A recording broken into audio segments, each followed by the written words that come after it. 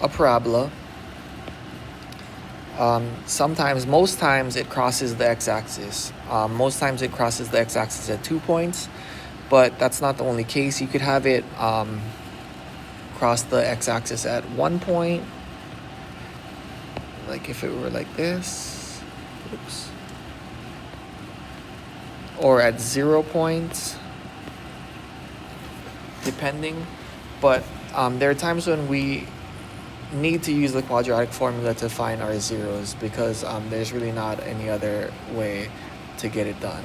So the major ways that we're doing this is, usually the first thing we try to do is factor. If we can't factor, then we use the quadratic formula.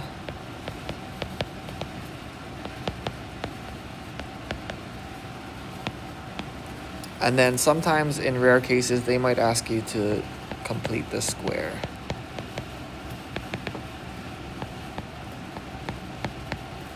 And that kind of gets us into vertex form. Now, the nice thing about the quadratic formula is, if we're finding zeros,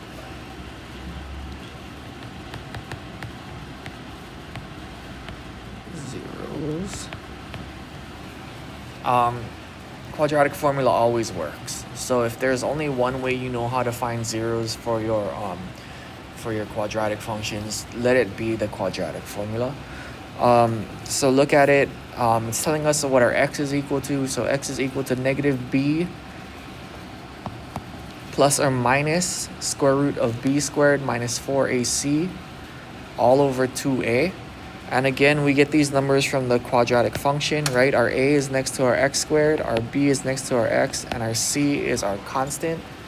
So really, it's all just plugging stuff into our formula and coming out with an answer.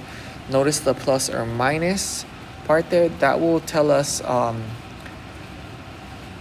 will give us two solutions in most cases. Sometimes it'll give us one, sometimes it'll give us none, but we'll kind of look at that later. So let's just apply it right here. Our function is 6x squared minus 7x minus 2 is equal to 0. So the first thing we might want to do is, let's say that a is equal to the number in front of the x squared, so 6.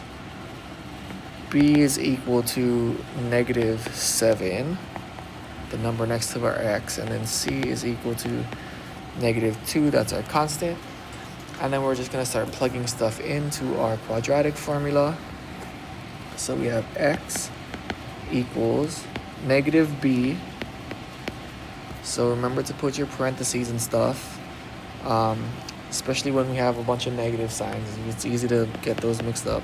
Plus or minus the square root of b, which is negative 7, squared, minus 4 times a, times a, times a, which is 6, times c, which is negative 2, all over 2 times a, which is 6.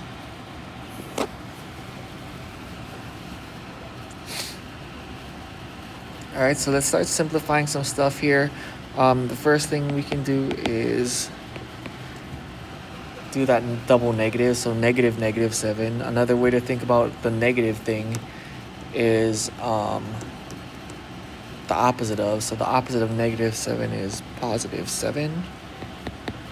Plus or minus. Let's clean up the inside. So negative 7 squared is positive 49. In this second part, we have 4 times 6 is 24. 24 times negative 2 is negative 48.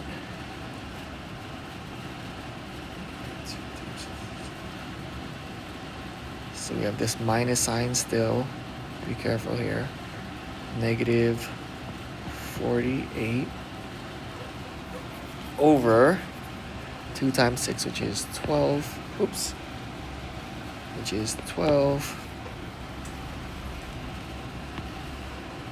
Okay, then let's do this part. Let's clean that up. So negative 49 minus negative 48 is 97. So x equals 7 plus or minus square root 97 over 12. And then we'll put this into our equation. So it's saying use the quadratic formula to solve for x. If there is more than one solution, separate them with commas. So notice that we have this plus minus thing here. So we're going to have to do two separate ones. So we're going to say x is equal to 7. We're going to take the plus first. Plus, we're going to have to use this square root thing. 97. And then you're going to divide by 12. Make sure that the 7 plus square root 97 is all on top of that fraction bar. Then we're going to throw a comma in there. And I think this is the comma button. And then we're going to do the same thing, but this time we're using the minus. So 7 minus square root 97 over 12. And then hit check and you should be good. Okay, so it's pretty, it's not basic, but the algebraic concept here is pretty easy. We're substituting in the values a, b, and c, and then we're just simplifying, and then we're inputting it into the box. Okay, one more. This time we're looking at 7x squared minus 3x equals 3. So remember from last lesson, we said that sometimes they try to trick us, right? They don't have it equal to 0. They have something, we have a number on the other side of our equal sign. So we can just go ahead and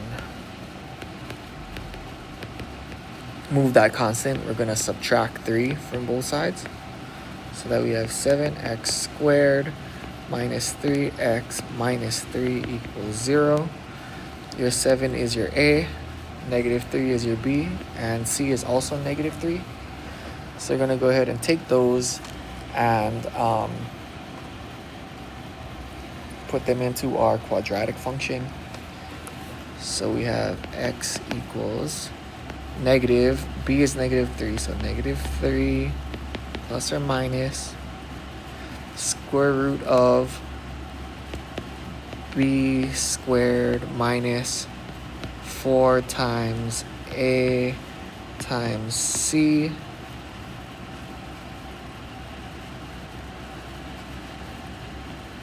all over 2a.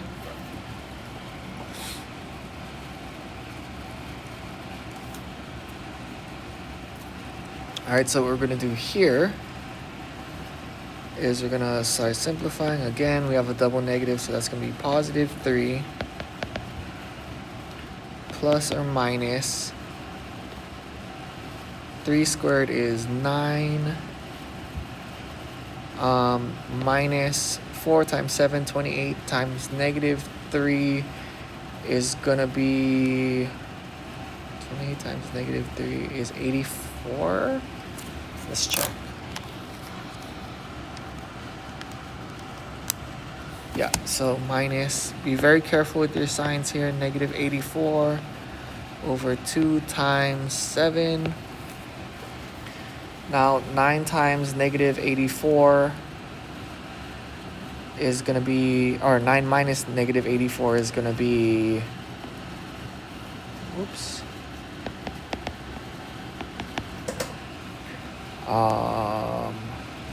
93 over 14. Now I didn't notice this. Let's check this other one. Okay, this is fine. But for this one, it's asking us to round your answer to the nearest hundredth. So we're not going to just input it as 3 plus radical 93 over 14 and 3 minus radical 93 over 14. It's asking us to actually calculate this. So we can go ahead and do that in our calculator. So then let's do this. 3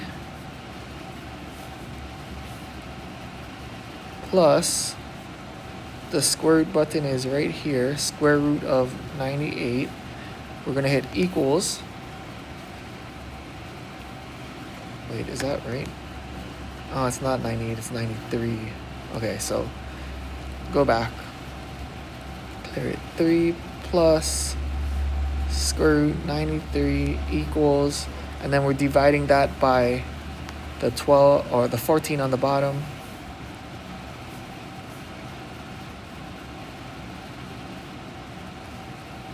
Hit your equal sign. It's asking us to round to the nearest hundredth. So it's going to be 0.9. We're keeping a 0 because the number next door is 3. All right, so 0.90. And then we're going to put a comma because you have to do the minus. So right, we're going to do same thing, but 3 minus this time. Square root 93. Hit your equal sign. And then we're going to divide that by 14 again. And this time we end up with negative 0.47.